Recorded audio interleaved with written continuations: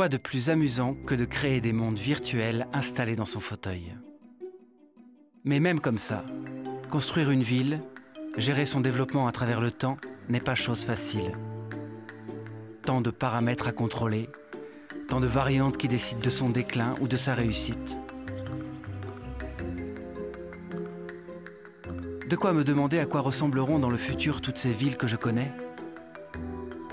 Finiront-elles sous cloche au fond de la mer?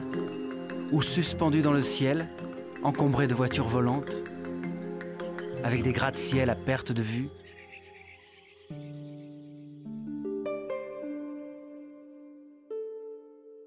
Tout cela me rappelle une BD. Tiens, c'était... La voilà. Ces dessins me font rêver. Mais reflètent-ils réellement l'avenir des villes?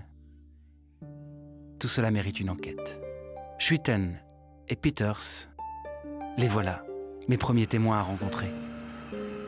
Je monte dans le train et à Bruxelles, la capitale de la bande dessinée. On peut dire qu'il y a vraiment deux âges dans notre travail commun, à François Schuiten et à moi. L'âge des cités obscures et surtout les premières cités obscures, et puis l'âge des portes du possible et des cités obscures plus tardives. Dans une première période, c'est-à-dire les albums grosso modo des années 80 et début des années 90, on est dans un imaginaire où les grandes utopies existent encore et où en quelque sorte nous les déconstruisons. Dans la série Les cités obscures, il n'y a pas de personnages récurrents. Et dans les premiers albums, les personnages n'ont pas une énorme importance. On peut dire que le vrai personnage dans ces premiers livres, c'est la ville. Peut-être pas l'architecture, mais vraiment l'urbain, la ville. Et donc ces villes ont une personnalité forte, homogène, marquée. On peut dire par certains côtés que nos villes sont des caricatures. Alors, comment j'imagine les villes du futur? D'abord, sans doute que je les rêve plus que je les imagine, parce que c'est très difficile de savoir vraiment comment elles seront. C'est d'ailleurs une vraie difficulté, c'est qu'on voit qu'il y a, en fait, mine de rien, pas tellement d'utopie sur la ville du futur. On a quelques projections, mais on en a beaucoup moins qu'avant, beaucoup moins que dans les années 60. On voyait les avions, les hélicoptères, les voitures volantes autour, des alignements de buildings et tout ça. On sent qu'on s'est un petit peu éloigné de cette vision.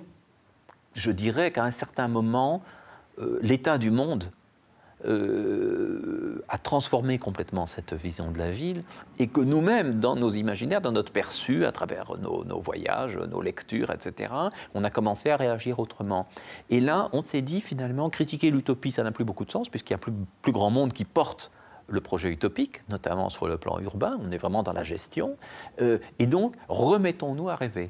La ville en elle-même et la ville du futur peut faire peur, en réalité. On sent qu'il y a plutôt une inquiétude maintenant, que les grandes visions des années 60, des années 50 ne sont plus du tout, ne font plus rêver. Elles donnent le sentiment de ville effrayante, de ville mangeuse d'hommes et de femmes. Donc il y a un vrai problème à projeter la ville. Parce que maintenant, sans doute que la ville du futur sera composite. Elle sera faite de choses du passé, elle sera faite d'éléments beaucoup plus hétéroclites. Elle devra se constituer, se construire en tenant compte du développement durable. Et tous ces éléments-là ne simplifient pas une vision simple.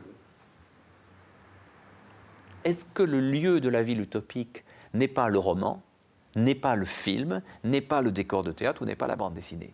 Est-ce que finalement l'utopie urbaine n'est pas quelque chose qui est là pour proposer un modèle de développement original, fantasmatique, dont quelques éléments peuvent être repris dans le réel, mais d'une certaine façon, le vrai lieu de la ville utopique resterait le papier?